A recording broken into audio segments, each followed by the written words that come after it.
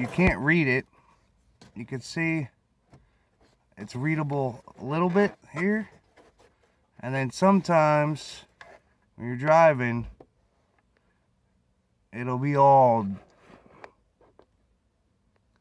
unreadable, where it won't even show numbers. It'll just show a bunch of dots and lines, and it looks like crap. I'm going to show you how to fix that. Alright, so basically you're going to get the front and back off of this thing, and you're going to pull all these straight up. So I'm going to do that now so we can get to the chip. Unfortunately the bulb blew as I was trying to show you guys what was going on, so I'll be changing the bulb as well, but I'll also show you how to fix the display so it doesn't show random little lines and stuff. It'll actually display numbers. Alright, so once you get all the needles off, what you do is you come back here. You're gonna see right here there's a tab, and right here there's a tab. You're gonna push them in and push them down, just like that, and that'll release it from the board. And you're lightly gonna bend this down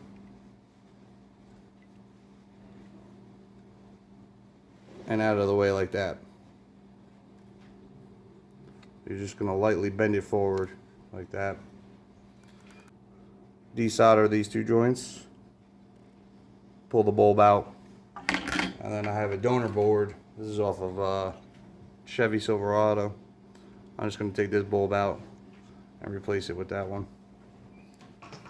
So what I'm going to do is I'm going to hold the bulb with my fingers like this, and on the other side I'm going to heat these up and try to pull it through.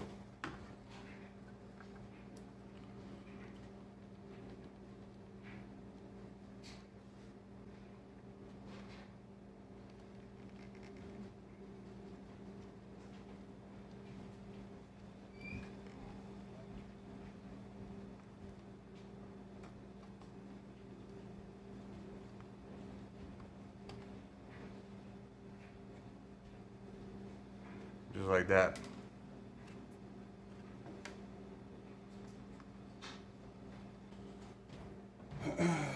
And now I'll clip the ends off so that they're pretty straight. I don't know if you can see that on camera, but they're pretty straight. Now what we'll do is we're just going to put it through here, through the two holes.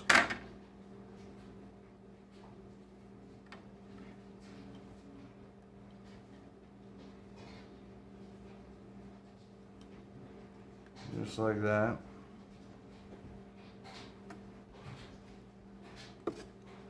Now on the back side, what we'll do is we'll take some solder and a little bit of flux,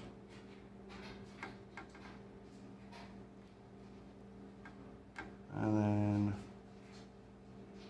we'll solder that one in. And now this one I did end up breaking the pad. You could just bend it over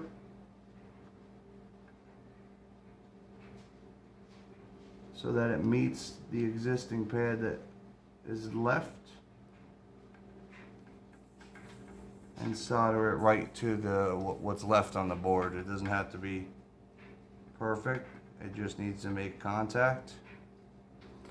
Now to test it, what I have is just a 12-volt battery pack. So if all the connections were successful, when I light up this one, the rest of the board should light up. And it's not. So I'm not making a good connection here on this.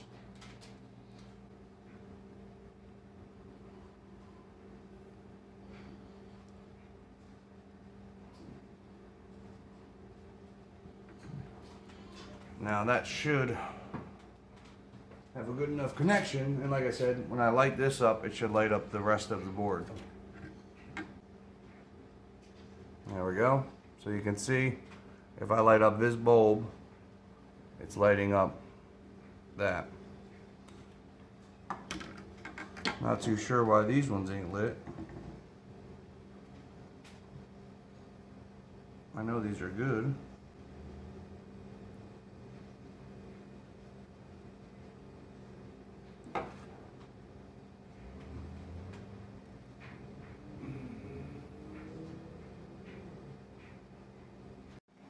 Now that we have that bulb replaced, you're just going to bend it back down and snap it back into place. Now to take care of the display, what we're going to do is, you can see all these pins. We're going to go back over each of these pins and make sure they have a really good solder connection, and that's what's making these displays like all boogered. Instead of like displaying numbers, it'll display a bunch of lines and stuff. So I'll show you that now. And we're just going to resolder each pin by hand. Just put a nice little puddle on each pin.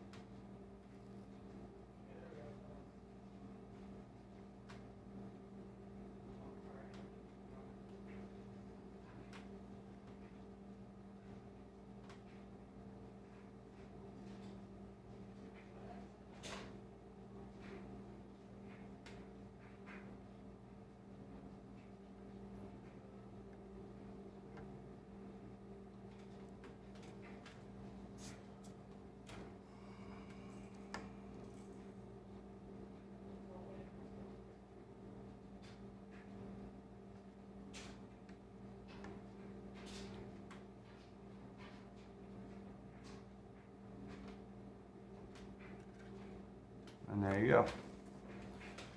Now that should restore your display